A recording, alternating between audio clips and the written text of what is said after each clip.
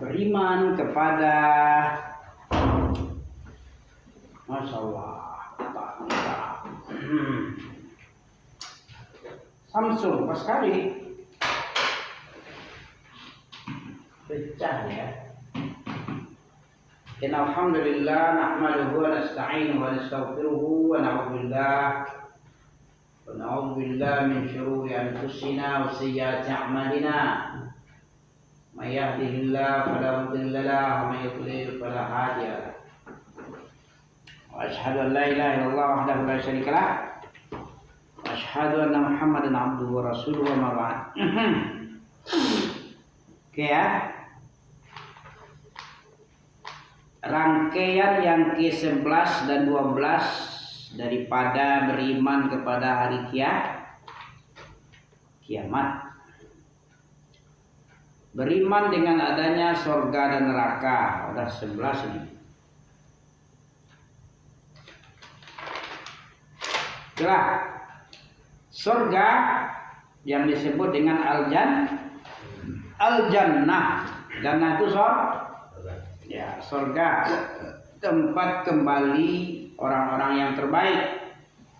Innallazina amanu wa amilus solihati ulaika hum khairul bariyah jazaohum 'inda rabbihim jannatin tajri min tahtihal anhar.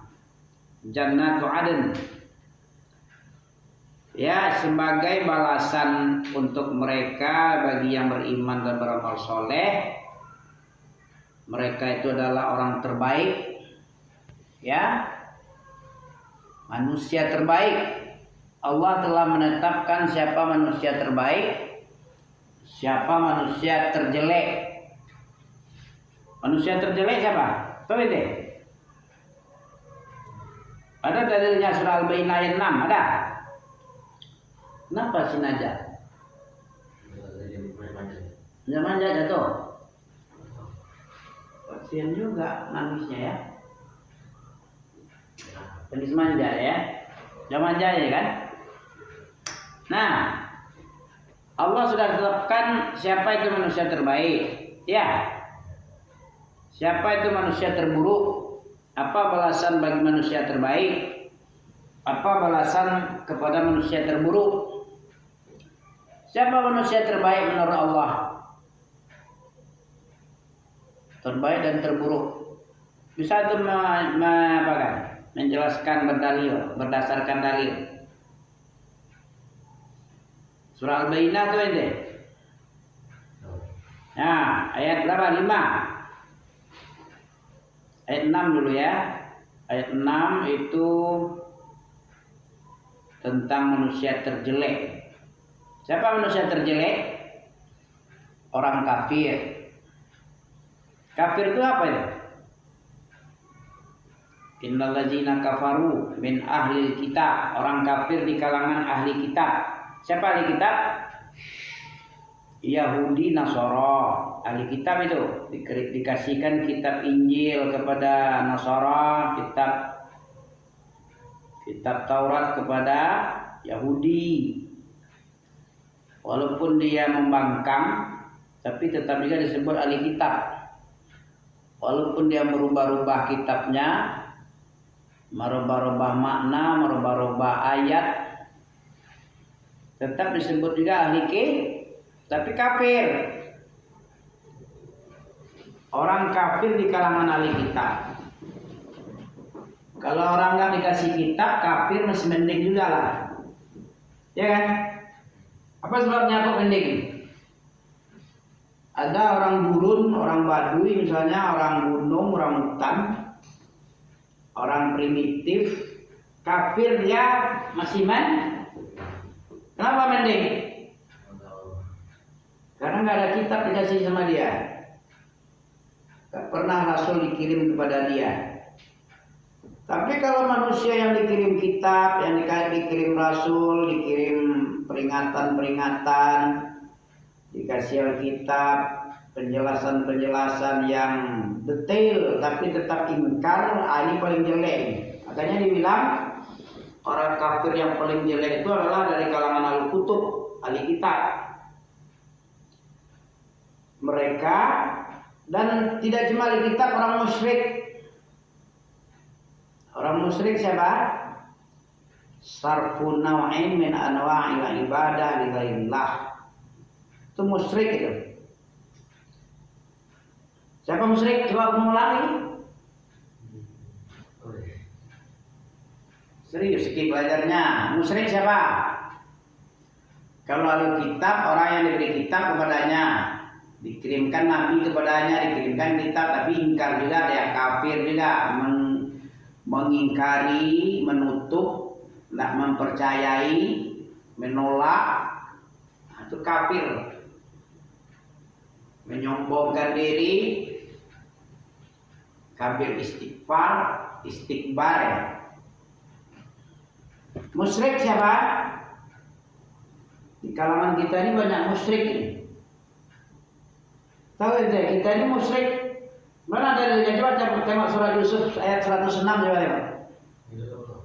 Yusuf surat 12 ayat 106. Walaupun dia muslim, kebanyakan orang beriman ini musyrik. Coba tengok. Apa yang dikatakan musyrik, menduakan Tuhan, nah itu anak TK pun tahu itu. Ya. Kalau orang yang sudah profesor doktor enggak kayak gitu lagi cara menafsirkan. Hah?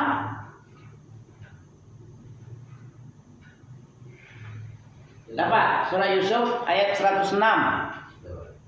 Apa coba? Baca auzubillah biar ente enggak enak-enak aja merasa muslim aja. Memang beriman tapi kebanyakan berimannya dalam keadaan syirik.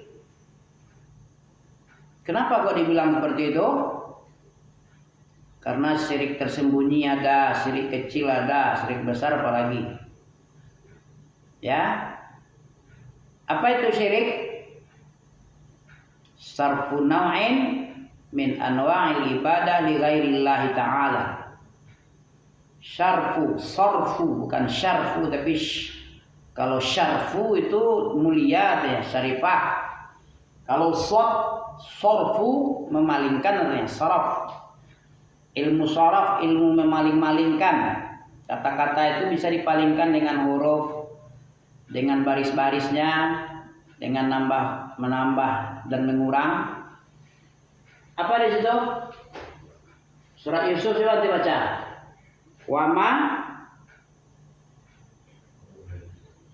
Auzubillah dulu, baca auzubillah. Kenapa kita baca auzubillah? Ada perintah enggak? Tahu ente diperintah auzubillah itu?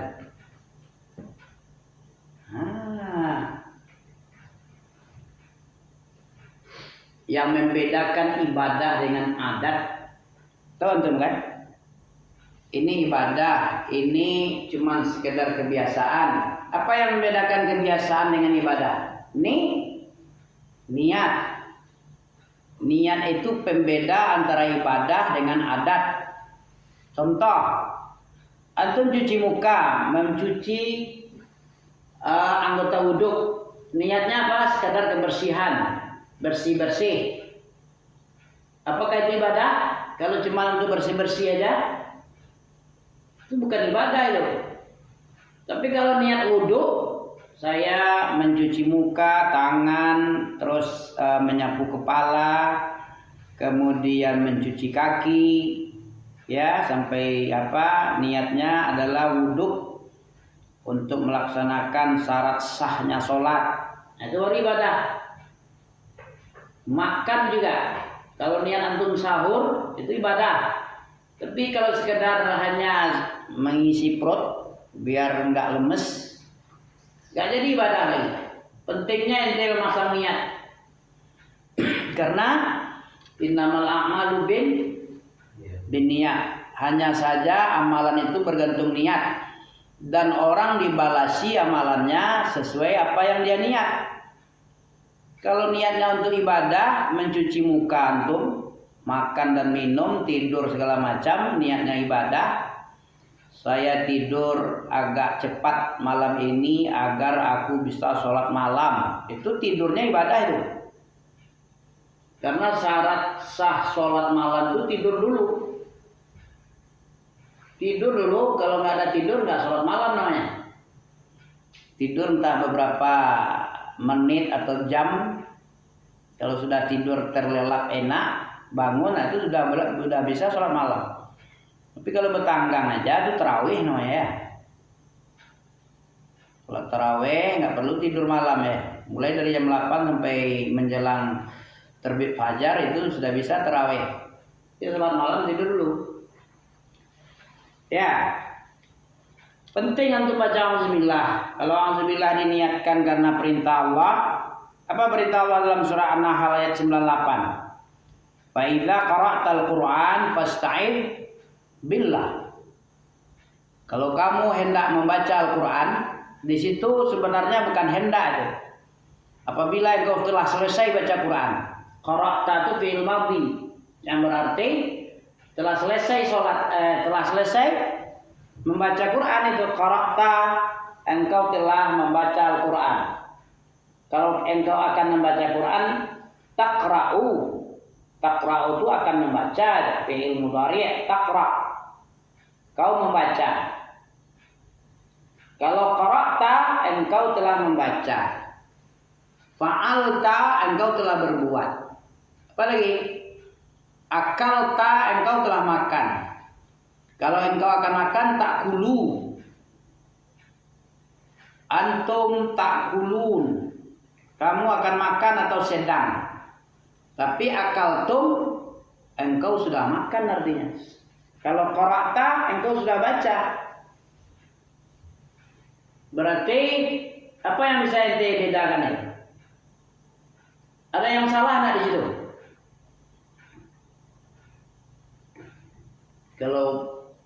Kalau dengan bahasa Arab, keahlian bahasa Arab saja tanpa pemahaman salaf, salah ente. Berarti ente baca audzubillahnya setelah membaca Quran. Tapi praktek Nabi gimana? Praktek salaf. Sebelum membaca atau sesudah? Nah, satu lagi apa yang kayak gitu? Ada yang senada dengan ini. Membaca auzubillah itu yang tertulis setelah membaca, setelah dikerjakan baru. Tapi dalam praktek sebelum membaca. Apa satu lagi? Masalah wudu. Dalam surat Al-Maidah ayat berapa itu? Ayat 6. Ya ayyuhalladzina amanu idza qumtum ila shalah faghsilu wujuhakum. Apa artinya sama ente kalau bahasa Arab ente pandai? Kalau qumtum artinya engkau telah selesai sholat artinya. Idza qumtum ila shalah faghsilu wujuhakum. Surat apa itu? Al-Maidah ayat 6. Tidak apa itu lagi. Ya ayyuhalladzina amanu idza qumtum ila shalah faghsilu wujuhakum wa aydiyakum ila al-marafiq wamsahu bi ru'usikum wa arjulakum ila al-ka'bain. Ya kan? Hai orang-orang yang beriman, apabila kamu telah selesai sholat, baru disuruhnya wudhu. Fausilu wujuhakum.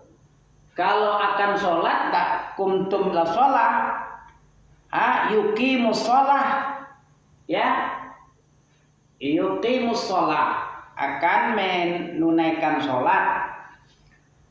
Apa? Yuqimu. Hendak mendirikan sholat, faghsilu wujuhakum. Itu kalau fi'il mudhari'nya yuqim, aqama yuqimu.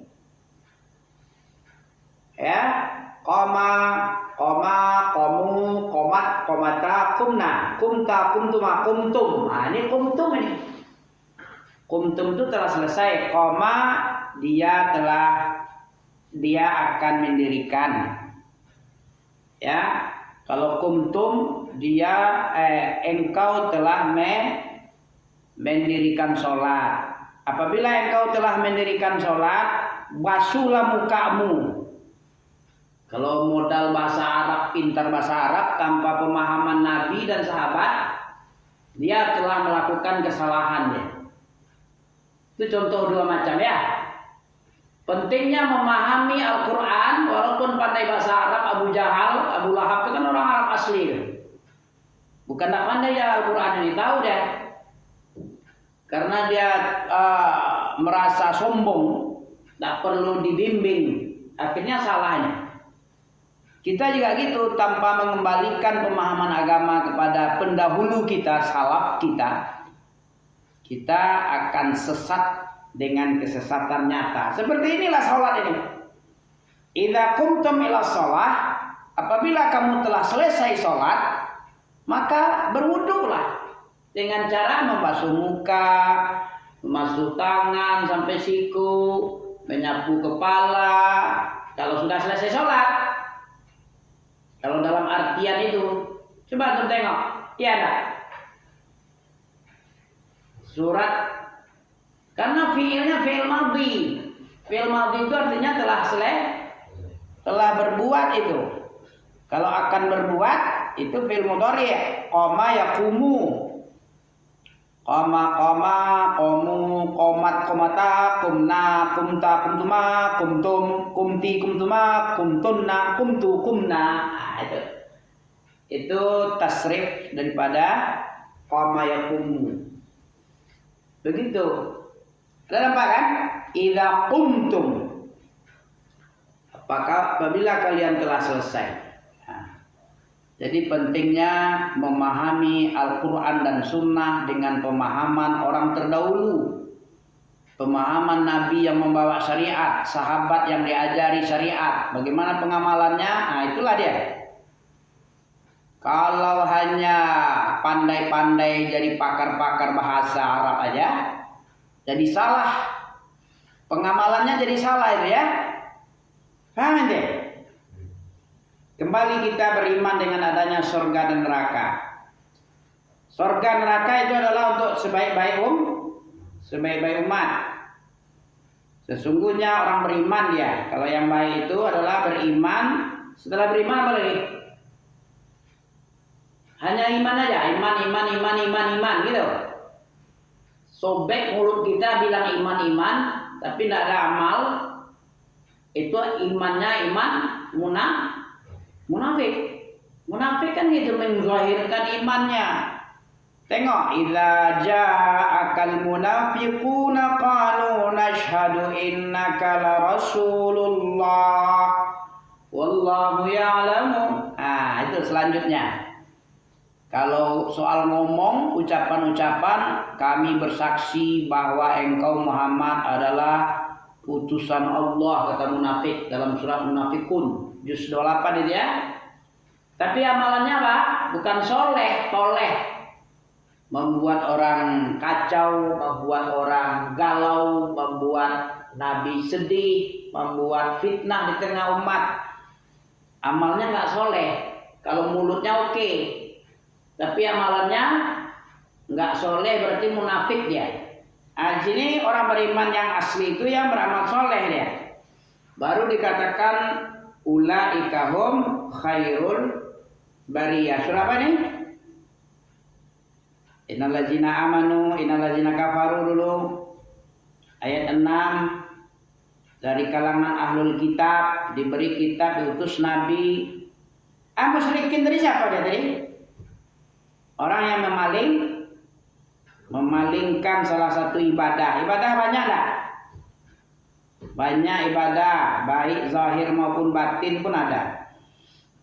Apa saja yang dicinta oleh Allah, diridho oleh Allah, bentuk perbuatan maupun bentuk perkataan pun itu ibadah. Kalau perkataan berupa subhanallah itu ibadah. Baca Quran perkataan. Apa lagi? Tasbih, tahmid, tahlil. Itu perkataan itu. Perbuatan, apa lagi? Sholat, puasa, zakat, itu perbuatan ya. Haji, perbuatan itu. Amar ma'ruf nahi mungkar itu perbuatan itu, jihad perbuatan. Apapun modelnya, dicintai oleh Allah itu ibadah. Tidak cuma perkataan perbuatan, apalagi yang dikatakan ibadah. Yang nampak, tahu antum yang nampak? Apapun yang nampak, yang batin, zahirah wa batin. Batin apa contohnya ibadah batin? Cinta kepada Allah itu ibadah ya. Cinta kepada Nabi, kepada orang beriman, kepada para ulama, para pembawa syariat.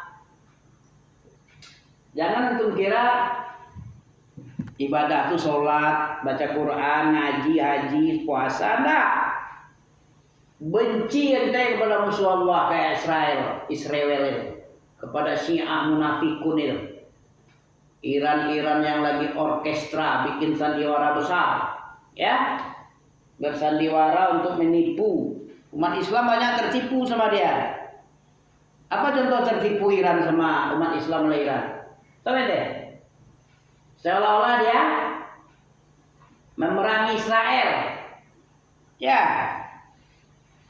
kalau kepada orang Sunni Suriah dulu atau di Syam, satu rudal itu bisa mati 200. Banyak kaum muslimin mati. Tapi sekarang beberapa banyak rudal Iran yang dikirim ke Israel tapi tidak mati sesungguhnya. Berarti yang dia kirim itu adalah mercon besar. Apa kata orang muslim bodoh? Muslim yang tidak tahu sandiwara? Nah, tengok tuh. Yang paling bisa melawan Israel dan Amerika itu hanya Iran. Iran lah yang paling menampakkan keislaman yang betul-betul Islam. Bagaimana dia membela orang Islam? Sementara sebelumnya berdarah-darah tangannya, membunuh orang Sunni, ya. Apalagi mencaci maki sahabat Nabi. Abu Bakar finnar, si Umar itu adalah berhala Quraisy, 2 berhala. Kemudian si Aisyah dan Hafsah, putri istri Nabi, putri beliau yang berdua, Abu Bakar Umar, di neraka. Bahkan Nabi pun di neraka kemaluannya karena menikahi Hafsah dan Aisyah yang di neraka itu. Sampai kepada Nabi pun dibilangnya kemaluannya di neraka. Itu Iran yang mencaci maki tiap hari. Masa dia mau menolong orang Palestina? Orang Sunni tengok atau si Hamas setan. Ada bantuan dirampasnya, dibiarkannya kelaparan orang Palestina sampai kurus kering. Ya, nggak ada lagi daging, hanya kulit pembalut tulang, kelaparan sekarang. Itu yang dikatakan membela kaum muslimin, pahlawan heroik. Itu dia sedang menipu umat Islam agar orang membenci Saudi, negara-negara Islam yang Sunni dibenci. Apa Islam pengecut ini? Tengok tuh Arab, tidak berani melawan Israel. Padahal dia itu berkawan sebenarnya. Iran, Amerika sama si rewel itu bestie tiga-tiga. Tahu nanti bestie, kawan setia itu, bersandiwara dia. Kamu jangan serius sekali membom ya. Kita bersandiwara untuk nipu kaum muslimin biar benci. Nanti kalau berhasil ini, nanti Saudi lagi, karena orang sudah benci kepada Saudi, membiarkan saudaranya dianiaya. Nah, kita bebaskan, pura-pura bebaskan aja. Ada itu video-videonya. Orang Iran itu sebenarnya cinta kepada tentara Amerika, ya. Ada. Jadi orang musyrik seperti Iran. Iran ini musyrik ini. Beribadah kepada Allah, dia beribadah kepada Husain. Ya, sholat juga dia. Tapi dirubah-rubahnya agama. Orang Yahudi dia, asalnya Yahudi nih. Orang Iran Syiah ini Yahudi yang mendirikannya. Siapa namanya? Abdullah bin Sabah bin Salul al-Yahud yang pura-pura Islam di zaman Nabi. Kemudian bikin kacau dan mendirikan sekte Syiah Rafidhah. Dia satu bapak dia dengan Yahudi. Ya. Orang kafir dari kalangan Ahlul Kitab Yahudi Nasara dan orang musyrik seperti Iran yang pertama kali munafikun, dia itu nanti balasannya fi nari khalidina fi, mereka kekal di dalam jahanam. Ada pertanyaan, Allah pengasih penyayang, ya, menyayangi orang beriman dan beramal soleh masuk surga. Tapi kenapa bikin neraka kekal abadi? Katanya pengasih penyayang. Kenapa nggak dimaafkan aja kalau pengasih penyayang?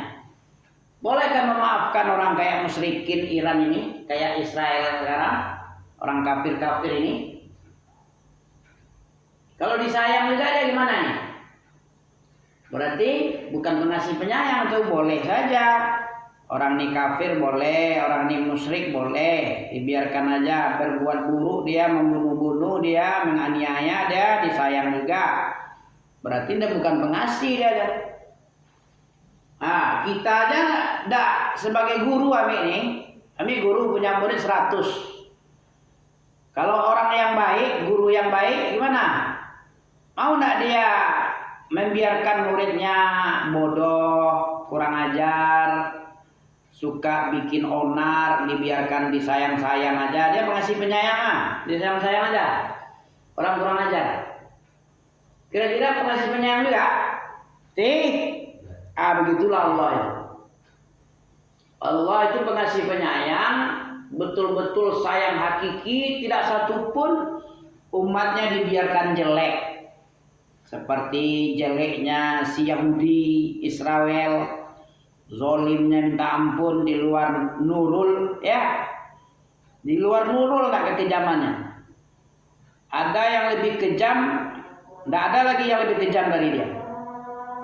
Memblokir makanan, membuat hancur umat manusia dengan bom-bom itu. Jangankan daging manusia, beton aja kayak debu jadi dengan bom-bomnya itu yang dijatuhkan di Gaza itu. Hancur lebur semua. Lapar orang dibiarkan aja. Siapa yang lebih kejam dari mereka? Enggak ada lagi. Seandainya enggak dibalas dengan kekal abadi balasan jahatnya ini, berarti Allah membiarkan sebagian makhluknya teraniaya oleh satu lagi makhluk si Yahudi dan Iran ini. Kalau Iran ini sering membantai Sunni, berjuta-juta mati dia. Tidak suka dia dengan Sunni. Sukanya orang-orang musyrik, sholat pun tidak ada. Kalau ngomongnya hebat, dia adalah pencinta Ahlul Bait, ya, pembela Ahlul Bait. Kalau mulutnya, tapi yang sebenarnya dia pencaci maki. Sahabat Nabi adalah yang paling jelek menurut dia. Kalau umat lain, siapa yang terbaik? Ya jelas sahabat Nabi dan nabinya. Kalau Syiah, siapa yang terjelek? Yang terjelek itu adalah sahabat Nabi dan istrinya. Bahkan Jibril pun dibilangnya pengkhianat. Harusnya Al-Quran itu turun kepada Ali, bukan kepada Nabi Muhammad. Nah, telah berkhianat Jibril. Itu akidahnya si Iran Syiah. Ya, cukup dulu sekian. Subhanakallah bihamdik asyhadu an la ilaha illa anta astaghfiruka wa atubu ilaik.